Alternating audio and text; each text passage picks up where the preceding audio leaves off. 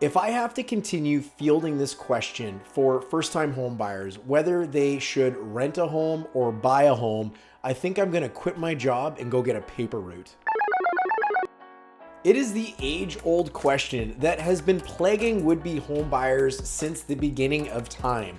Should I buy a home or should I continue to rent? And what is the best financial decision for my financial future? We're in an environment with ultra high interest rates, which makes buying a home look somewhat unattractive right now. But you compound that with how insanely busy and competitive the rental market is. So what should you do? Today's video is going to answer the exact question about the straight up financial goods about whether it's actually cheaper to rent or to own your next home. You're gonna have all the information that you need to make a great decision, and I'm gonna tell you to hang around till the very end because there's a surprise twist that I can guarantee you're not prepared for.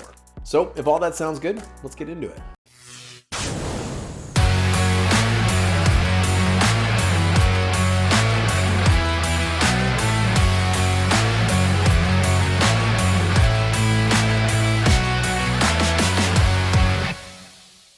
Let me start this video off by warning you. We are going to do a little bit of math. Now, before you go and hit the cursor to go watch another video, let me tell you, we're going to keep this energetic, but you're going to want to see this math because it's really going to help it make sense. It is so important to understand how your decision to rent or your decision to buy is going to affect your financial future, especially if you are a first-time home buyer and is somebody that is not in the marketplace. Simply meaning you don't currently own a home.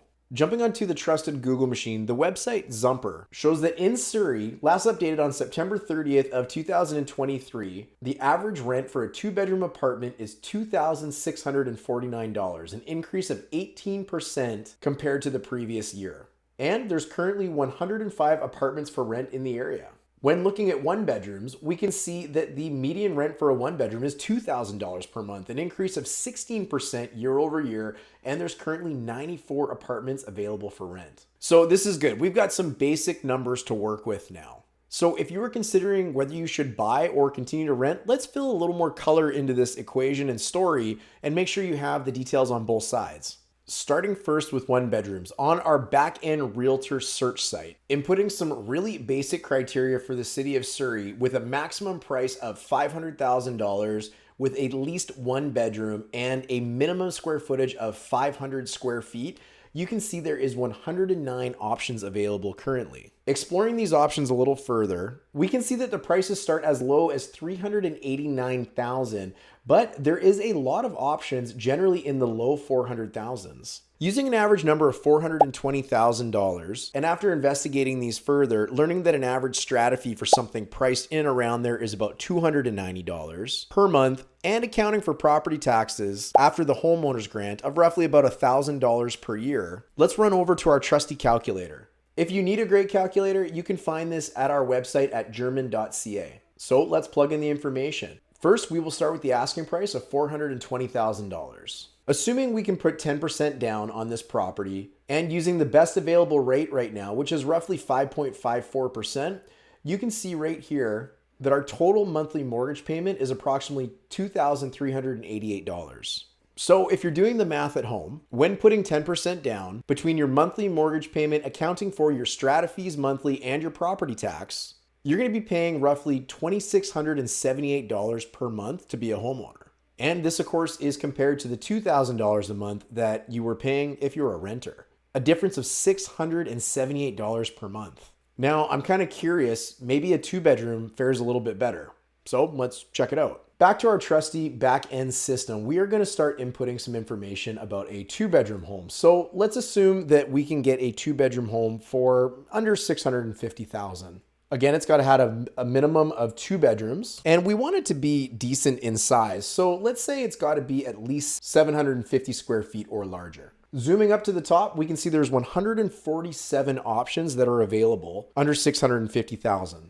And as we get further into the details, we can see that there's many options that start right in around $500,000. So let's assume that we're going to spend maybe about $520,000. After researching these, the average strata fee looks to be about $380 per month, and I've budgeted for about $1,200 per year in property taxes after the homeowner's grant, of course, which is roughly about $100 per month.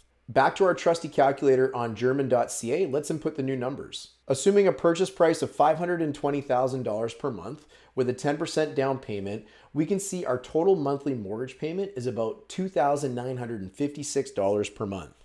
Now, if we add on our $380 per month strata fee plus the extra $100 to account for property taxes, we're at about $3,436 in total monthly carrying costs to own this particular type of property. And this is versus the $2,649 it would be to be a renter of the average 2-bedroom in Surrey. So again, we have a pretty large discrepancy. Well, that kind of sucks, doesn't it? Clearly, it's a way better deal to be a renter than a homeowner. I mean, the carrying costs are just so much cheaper. You didn't think I was going to let you off that easy, did you? Do you remember at the start of the video where I mentioned there is a significant twist that you wanted to hang around to the end for? Well, here's what it is. On our first example of a 1-bedroom priced at approximately $420,000, what I did fail to mention is the amortization schedule, and more specifically, how much money goes into your principal payment in your first year. I can see that in the first year alone, we would put down $7,496 directly towards the principal of the property. This is going directly into your equity bank account. Something that wouldn't be happening if you were simply renting a property from a landlord. Now, the reason this is important is because in this example, while your total monthly carrying cost is actually more when you're a homeowner, by putting this money into your equity, that's essentially money going into your own piggy bank. And in this case, it's significant. It's $624 per month. This means we've got a little bit of new math to work with. If we take our original carrying cost of owning a 1-bedroom of $2,678 and subtract $624 per month, this leaves us with a monthly payment of $2,054 versus the $2,000 that it was to be a renter. You're really being an owner for only $54 more per month. And if you're playing along at home, you probably guessed it. Owning a 2-bedroom is very similar. Back to our calculator. Using our average price of $520,000, with our total monthly mortgage payment of $2,956, we can see again on our handy dandy amortization schedule in the very first year alone, we are going to put $9,281 towards our principal. $9,281 towards the principal in the first year alone? That's incredible. That is $773 per month. And of course, this means we have some new math again that we need to work with. Using our original carrying costs of $3,436 per month and subtracting the money that goes towards our principal in the first year alone gives us a new total of $2,663 per month when compared with the average rent in Surrey of $2,649. You essentially can be a homeowner in the city of Surrey for an extra $14 per month. Now, the twist doesn't end there because, well, let's go back to our amortization schedule one more time. Using the 2-bedroom as an example, we saw that in the first year alone, you would add $9,281 to your principal, meaning effectively after year one, you own just a little bit more of your property than you did when you started. But take note of this green bar as it goes over time over the course of your 25-year mortgage. Do you notice how it slightly goes up each and every year? That's because as you continue to pay down your mortgage, you will start to put more money towards your principal each month and less money towards your interest.